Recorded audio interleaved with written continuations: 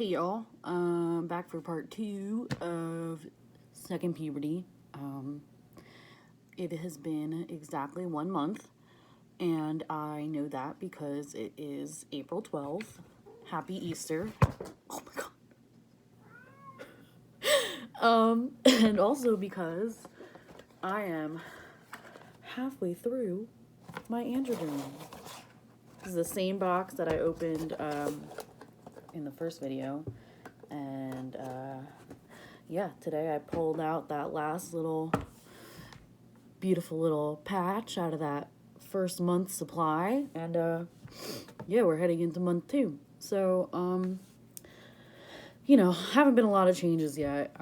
They're very small dose. They're about 2 milligrams, I think, a day. So I haven't had my levels checked or anything yet because it's too soon, and also, like the rest of the world, I've been in quarantine. So yeah, not a whole lot to report on. My face feels a little bit thinner. I don't know if you could call that masculinizing, but it could just be I haven't been eating as much fast food, so that's good. I keep getting told over the phone that I sound like my voice is getting deeper. I don't particularly hear that in myself, but could be. It would be a lot harder for me to tell than it would be for y'all. So yeah, a little bit hairier. I am growing hair on my upper thighs, which I've never ever had in my entire life, so that's interesting, and also kind of causing me problems because that's where I'm applying my patches at this point, and taking off those stickers like with all the hair underneath is just horrifying. So yeah, about a week ago I started applying solely on my upper thighs because I have very sensitive skin, and wearing a patch for 24 hours makes my skin very unhappy. I will show you real quick. They're not as pronounced on this arm. There's one here. Oh yeah. So this is pretty much what happens afterwards. I get left with a nice circular dry spot. And I know what you're thinking. You're thinking, Ray, are you kidding me? That's not that bad. I've seen your hands look worse than that because of your eczema. And to that I say, one, yes, you're right. My hands are usually shit. But also, these are about a week old. The spot on my upper thigh from the patch that I just took off earlier today is raised and red and incredibly itchy, and just like totally not a pleasant experience at all. But you know what? It's a small fucking price to pay to finally be happy, which I can say, despite the current state of the world, I'm surprisingly happy. And I think that's the big takeaway for month 1 is the changes in thinking. Obviously I'm not like walking around thinking, God, I can't wait to get on hormones, which I was for a while, and like now that it's here, it's like, oh, I don't have to think about that anymore. I'm just on it. So it's like, it's almost pushed my transition and everything kind of towards the back of my mind, and kind of let me focus on and like dive into other more important shit in my life, which is real good, real happy. Yeah, there's not a whole lot to report. The first couple of weeks I definitely felt myself being more irritable, where in the past I feel like if I ever got frustrated with something, I would usually want to like cry when like like sadness was like usually my go-to emotion whenever I was frustrated or like really, really anxious. I would just be like horribly sad. And now it's replaced with just anger, just very, very, very, very angry and aggressive feelings. But I kind of figured out how to like control that. Maybe I'm just like getting more used to having higher levels of testosterone. I didn't throw anything, I didn't break anything, I didn't punch any holes in any walls. So, just like little stuff like, oh, my computer's not working. It's just angry, which is never.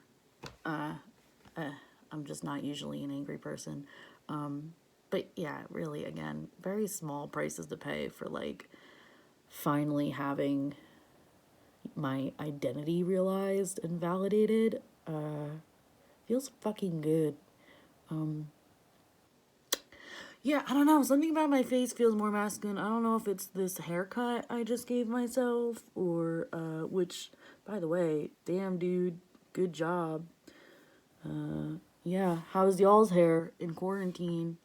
But yeah, I don't know. It's been weird.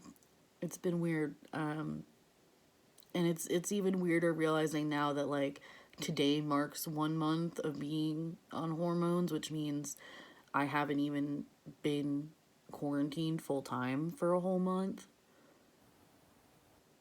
And it feels like 2 months. I don't know. It feels so long, y'all. I think that's really that's mostly like all I've had going on. Just sitting at home and staying safe and staying hygienic and not going outside unless I absolutely have to. Well, not going out in public unless I absolutely have to. I've definitely been outside as much as humanly possible. Which, I mean, as long as you're socially distancing, as long as you're not like touching porous surfaces and like hugging and high-fiving your friends, I think that's okay to like go get some sunshine. I am recording this on my phone again. I wasn't planning on it because that sucks. But my webcam isn't working, which is so great for having all online classes now, which would, they all want me to like meet up via Skype or Zoom like twice a week or whatever, and I can't go to any of my classes because my webcam doesn't work, and I don't know why that is because this is a brand new computer. But yeah, so that's been my March, just continuing to dose myself out and yeah, just trying to like keep track of changes, which again, not a whole lot. We're in month 1, so yeah, I'm probably gonna wait a little bit longer to do part 3 of this series, which is definitely a series now. Y'all may rejoice. I'm gonna keep coming at you as things happen, but it's probably gonna be more like 2 or 3 months until the next one of these because yeah, they're very low dose patches. I will double check right now. Yeah, 2 milligrams a day. So not a whole lot happening. But that's also nice because unlike the injections or like other forms of hormone therapy for testosterone, I'm not getting like those waves of like, okay, I just got injected yesterday, so now I have like super high levels and I'm like incredibly anxious and incredibly aggravating and like, all the negative side effects. And then towards the end of the cycle, like you'll experience low testosterone and you'll just be like tired constantly and all this other bullshit, which sucks. So I'm not getting any of those ups and downs. It's been pretty consistent. So again, super good, super nice. But yeah, that's pretty much it. That's really all I have to say. It's it's been good. It's been cool. This is like the nice silver lining that I get to look forward to every day with everything that's going on. Because there's not a whole lot of good shit going on in any of our lives right now. So, yeah. Thanks for tuning in. I can't believe I just talked for 10 minutes straight, but hope y'all enjoy it. And, yeah, thanks for watching.